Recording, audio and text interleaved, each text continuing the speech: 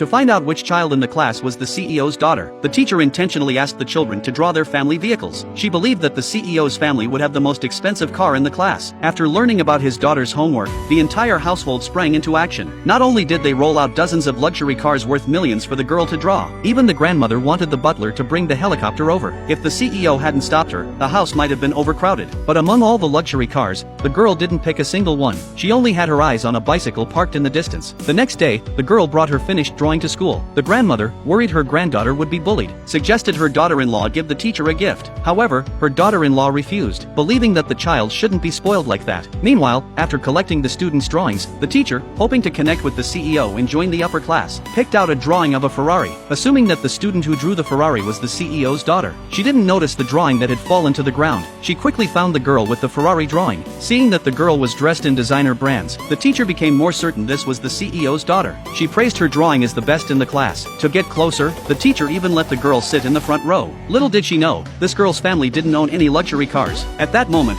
the CEO's daughter noticed her drawing on the floor. As she got up to pick it up, the imposter accidentally kicked over her cup, spilling water all over the drawing. The imposter then blamed the CEO's daughter, claiming she had pushed her first. Just as the CEO's daughter was about to explain, the teacher, seeing her drawing of a bicycle, looked at her with disdain. She tore the drawing to pieces right in front of her, scolding her for bullying a classmate and making her stand at the back of the class. Watching her classmates study diligently from their seats, the CEO's daughter couldn't help but cry. Soon after, the imposter realized she was missing a marker. When she saw it near the CEO's daughter's feet, she took advantage of the teacher's favoritism, asking the CEO's daughter to pick it up for her. Without thinking much, the CEO's daughter handed the marker back, explaining that she hadn't pushed her. The imposter slapped the marker out of her hand. The noise caught the teacher's attention. Without understanding what happened, the teacher assumed the CEO's daughter was at fault, and punished her by making her clean the floor. Meanwhile, the CEO's grandmother, worried her granddaughter might be bullied, secretly called the teacher. She instructed the teacher not to let her granddaughter suffer. Suddenly, the grandmother heard a child crying in the background. The teacher assured her it wasn't her granddaughter, but a mischievous child from a poor family. The grandmother, feeling reassured, relaxed. The teacher promised to take extra good care of her granddaughter. The grandmother, in return, hinted that she wouldn't let the teacher go unrewarded. This delighted the teacher, as it was exactly what she wanted. Soon after, the principal called the teacher out of class, learning she'd identified the CEO's daughter. The principal instructed her to prepare a demonstration class, stating that the CEO would be visiting tomorrow to observe. Hoping she'd be impressed enough to invest in the school,